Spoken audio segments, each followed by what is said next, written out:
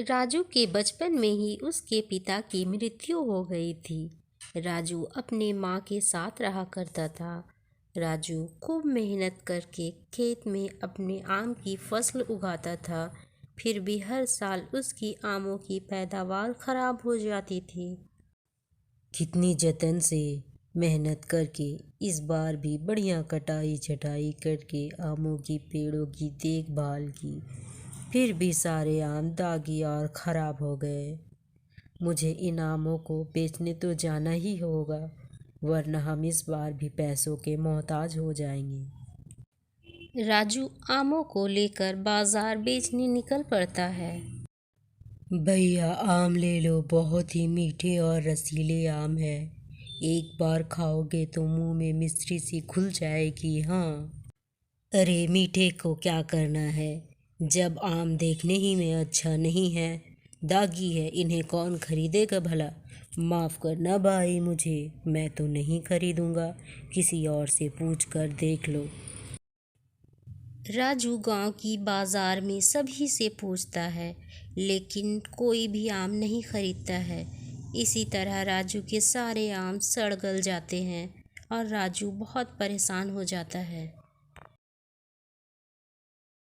जिन भी लोगों से उसने कर्ज लिए थे, वे सभी राजू को परेशान करने लगते हैं।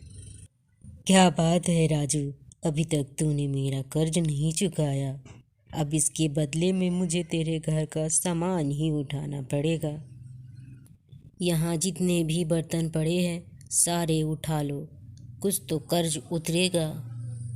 और सुन राजू, हमारा कर्ज जितनी जल्दी हो चुका देना, वरना और भी सामान तेरे घर का उठा कर ले जाएंगे। नहीं नहीं, आप परेशान मत होइए, मैं कुछ न कुछ करता हूँ, जल्दी आपका कर्ज चुका दूंगा सेठ जी। ये बात गांव में रहने वाले लाला नाम के एक महाजन के कानों तक पहुंचती है। अब आया ऊँट पहाड़ के नीचे। राजू के बाप ने मुझे थप्पड़ मारा था ना, तो मैं भी अब उसका बदला चुका लूँगा। यही समय है राजू से मिलने का। लाला राजू के घर पहुंचता है। देख भाई राजू, मैंने सुना है तेरे आम की फसल खराब हो गई है और तुझ पर कर्ज भी चढ़ा है, तो तू एक काम कर, मेरे खेतों में क्यों नहीं नौकरी कर लेता। इसी बहाने तू मेरा कर्ज भी उतार लेगा और तेरे पास कमाई का जरिया भी बन जाएगा। लाला जी, मुझे चाहे भूखा ही क्यों न मरना पड़े, मैं और किसी के यहाँ नौकरी कर लूँगा, पर आपकी चौखट पर कभी कदम नहीं रखूँगा। नौकरी तो दूर की बात है। अच्छा बेटे, इतना घमंड, तेरा घमंड मैं चूर चूर कर देता हूँ। एक हफ्ते में मेरा सारा कर्ज नहीं चुकाया ना, तो तुझे और तेरी माँ को धक्के मार के इस घर से निकाल दूंगा। लाला, इतना याद रखना, किसी का वक्त बदलते देर नहीं लगती। एक दिन तुमसे भी अमीर आदमी बनकर दिखाऊंगा। तुम भी यही हो, मैं भी यही हूँ। अब तुम जा सकते हो। अभी तो जा रहा हूँ, एक सप्ताह बाद हिसाब लेने आऊँगा। लाला के बुरे व्यवहार को देखकर राजू बहुत दुखी हो जाता है और अपनी माँ के पास जाकर बैठ जाता है। उसकी आंखों में आंसू आ जाते हैं। माँ, मैं क्या करूँ, मुझे कुछ समझ नहीं आ रहा है। एक हफ्ते बाद ये लाला फिर आएगा। इतनी मेहनत करने के बाद भी मैं कर्ज नहीं उतार पाया। इस बार लाला आएगा तो बिना पैसे लिए नहीं जाएगा। मुझे कुछ समझ नहीं आ रहा है, इतनी जल्दी पैसा कहाँ से लाऊं। राजू, चिंता मत कर, ऊपर वाले पर भरोसा रख बेटा, सब ठीक हो जाएगा। तू एक काम कर, तू शहर जाकर देख, शायद वहाँ पर कोई तेरी मदद करने को तैयार हो जाए। ठीक है माँ, तू कहती है तो मैं शहर जाकर देख लेता हूँ। अगले ही दिन राजू शहर के लिए निकल पड़ता है। पर शहर में पहुंचकर वह किसी से भी कर्जा लेने की बात करता तो हर कोई उसे मना कर देता, क्योंकि कोई भी एक अनजान व्यक्ति को कर्जा नहीं देना चाहता था। राजू मायूस हो जाता है कि अब तो क्या करे, शहर में भी इसका कोई काम नहीं बना। वो घर की ओर वापस लौटने लगता है। चलते चलते वापसी में अचानक राजू रुक जाता है। ये तो कोई साधु महाराज बेहोश पड़े दिखाई दे रहे हैं। इन पर थोड़ा पानी का छींटा डालता हूँ।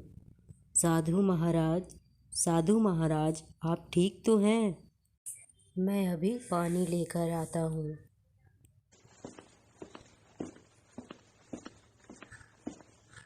राजू पानी लाकर साधु महाराज पर छिड़कता है। साधु महाराज, साधु महाराज, आप ठीक तो हैं? आप बेहोशी की हालत में पड़े थे। अब कैसा लग रहा है आपको? पता नहीं बेटा, चलते चलते अचानक चक्कर आ गया और मैं गिर पड़ा। बाबा, गर्मी बहुत हो रही है, आप कुछ देर पेड़ के नीचे आराम कर लीजिए, आपको आराम मिलेगा बाबा। मैं आपके पैर दबा देता हूँ, आपकी थकान दूर हो जाएगी।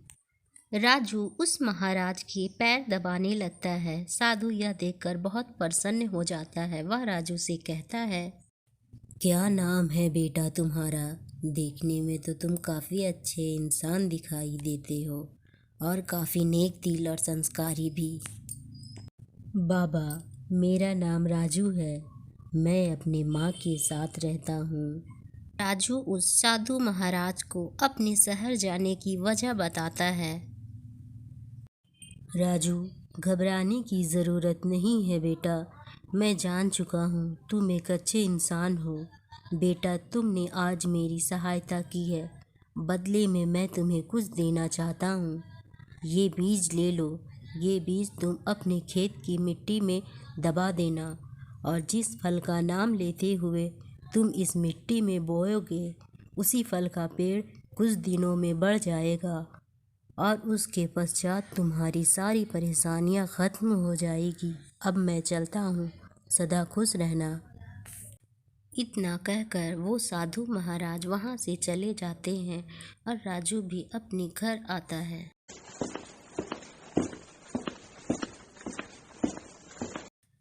राजू घर आकर अगले ही दिन साधु महाराज के दिए हुए बीज को अपने खेतों में जाकर गाड़ देता है।